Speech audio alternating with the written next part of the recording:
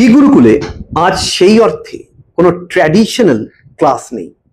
আজকে আছে একটা ছোট্ট বিষয় নিয়ে আলোচনা, কিন্তু সেই আলোচনার পূর্বে আমি তোমাদের অ্যাটেনশন ড্র করার চেষ্টা করব একটা প্রভার্বের দিকে। প্রভার্বটা হলো failure is the pillar of success. বাংলায় যাকে বলা যেতে পারে ব্যর্থতাই হচ্ছে সফলতার স্তম্ভ। তোমাদের মনে একটা নিশ্চয়ই একটা প্রশ্ন আসবে, কি করে ব্যর্থতা সফলতার স্তম্ভ হতে পারে? আদৌ কি এটা পসিবল? আমি বলি এটা অবশ্যই পসিবল, এবং সেটা পসিবল তাদের জন্য যারা তাদের কাজেতে ডেডিকেটেড, যাদের মধ্যে রয়েছে পারসিভিয়ারেন্স, যাদের মধ্যে রয়েছে একাগ্রতা। এরকমই একজন ব্যক্তির কথা আজকে আমরা আলোচনা করব।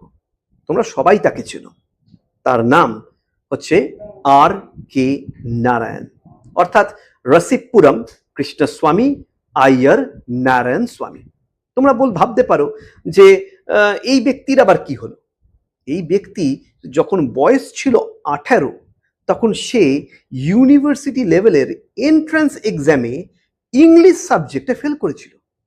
ভাবতে পারো, এই ব্যক্তি কিন্তু পরবর্তীকালে ইংরেজি সাহিত্যের একজন দিকপাল ব্যক্তিত্ব হিসেবে নিজেকে সুপ্রতিষ্ঠিত করতে চলেছে, কিন্তু এই প্রথম পদক্ষেপেই ছিল কিন্তু ফেলিয়ার।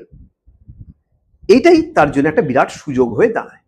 দেখো, পড়াতে ঢুকে গেলে স্বাভাবিকভাবে অনবরত আমাদের সাবজেক্ট ওয়াইজ বা সিলেবাস ওয়াইজ আমাদেরকে পড়তে হবে, কিন্তু এই 1 বছর যে সে চান্স পেল না, সেই সময় সে কি করলো? ইংরেজি সাহিত্যের নানাবিধ বই সে নিজে পড়তে আরম্ভ করলো, সে লিখতেও আরম্ভ করলো নানান ধরনের ছোট ছোট গল্প। অবশ্যই এগুলো কোনোটাই পাবলিকেশনের জন্য নয়, এগুলো শুধুমাত্র নিজের জন্য।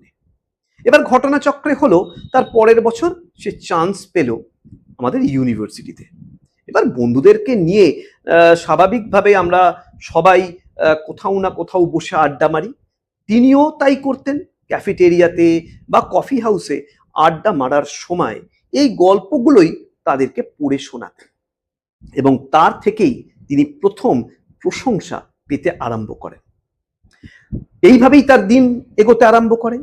ইউনিভার্সিটিতে পড়াশোনা শেষ, তারপর তিনি জয়েন করেন as an English teacher in an institution. কিন্তু সেখানে যে তার কিন্তু সফলতা পূর্ণরূপে পায়নি। সে প্রায় ব্যর্থ হই, সে এক প্রকার হাল ছেড়েই সে ফিরে আসে তার নিজের বাড়িতে, শুরু করে আবার লেখা, এবং কিছুদিনের মধ্যেই সে একটি নভেল সে লেখে।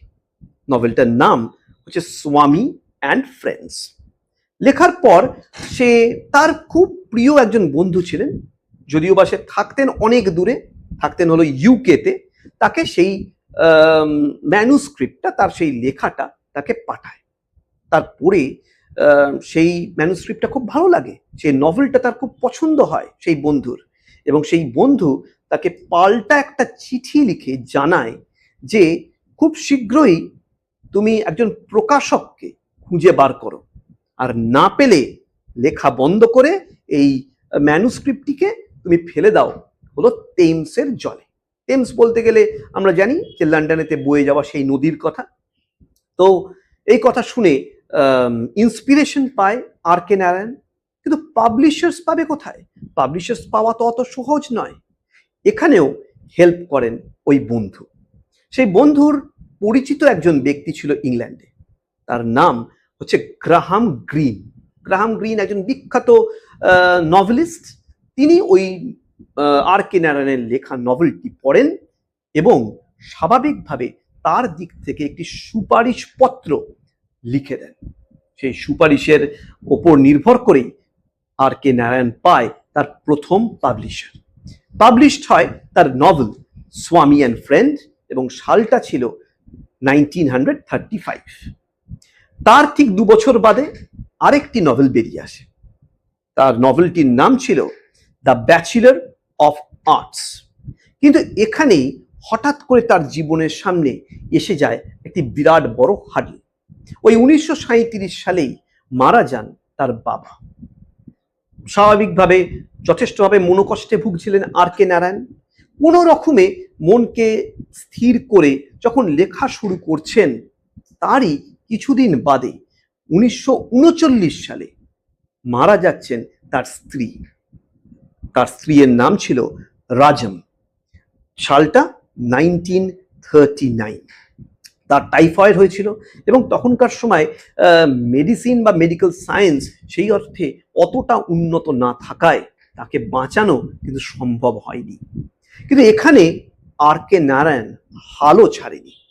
সে কিছুটা স্বাভাবিকভাবে স্তম্ভিত তো ছিলেন, কিছুটা তো আটকে গেছিলেন।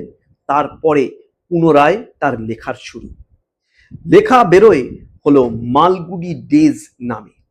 সেখানেতে রয়েছে একটা কালেকশন অফ শর্ট স্টোরিজ।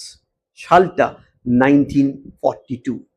তার থেকে আরো কিছু বছর বাদে 1958-এ বেরোয় তার ফেমাস নভেল দ্য গাইড, যেটা পরবর্তীকালে সিনেমাও হয়েছিল এবং এই গাইডের জন্যে তিনি 1960 সালে সাহিত্য একাডেমিক পুরস্কারও পেয়েছিলেন। তারপর তাকে আর ধরে রাখার কোনো জায়গা ছিল না। এরপরে আলোচনার কোনো আর জায়গাই অ্যাকচুয়ালি থাকে না, কারণ এর পরের বিষয় আমরা সবাই জানি যে সে বিখ্যাত হয়ে ওঠেন তার অজস্র ছোট গল্প, অজস্র নভেলস দিয়ে আমাদের মনকে তিনি ছুঁয়ে গেছিলেন। তাহলে এখান থেকে আমরা এই বলেই কনক্লুড করতে পারি যে ব্যর্থতা গল্পের শেষ নয়, কখনো কখনো ব্যর্থতা থেকেই গল্পের শুরু হয়।